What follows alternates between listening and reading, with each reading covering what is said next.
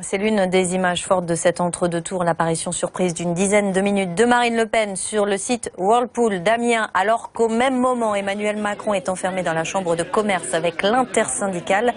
L'occasion pour la candidate du Front National de se présenter à nouveau comme la candidate des ouvriers et des salariés. Madame Le Pen, elle fait, elle, de l'utilisation politique, puisqu'elle va haranguer des militants politiques sur un parking. La décision que j'ai prise en venant ici, elle est le fruit de quoi? De la connaissance du dossier que j'ai, des interpellations que j'avais eues et de ma volonté justement de traiter les choses en profondeur et en responsabilité.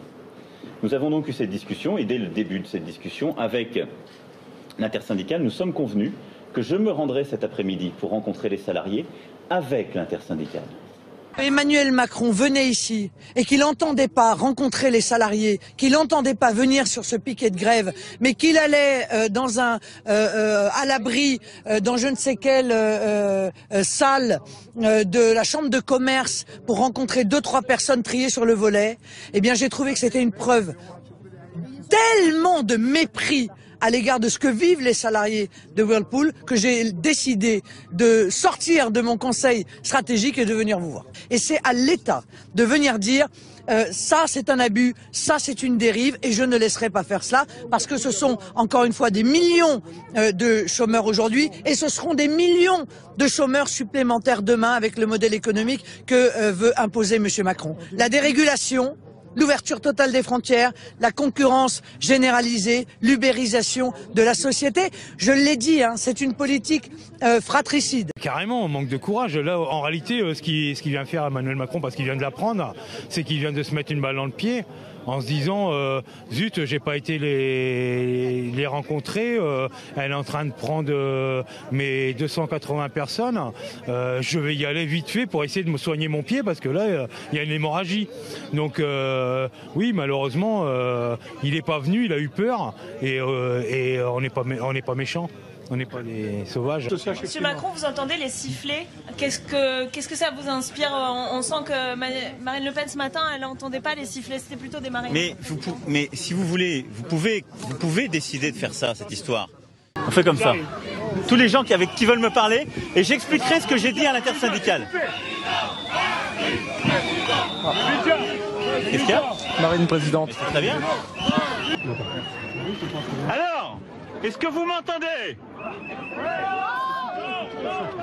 Attendez, écoutez. Alors, non mais, je peux monter là. Vous voulez que je monte là? Pourquoi? Bon, on peut y aller. c'est vous qui me dites. Mais je vais répondre à tout le monde. J'attends que les gens qui voulaient me voir arrivent. Et puis moi, je m'exprimerai. Non, j'ai vu l'intersyndicale. Je suis venu à la demande de l'intersyndicale. Parce que moi, j'ai vu l'intersyndicale d'abord. Parce que ceux qui travaillent et qui tiennent l'entreprise, c'est l'intersyndicale. Bonjour madame.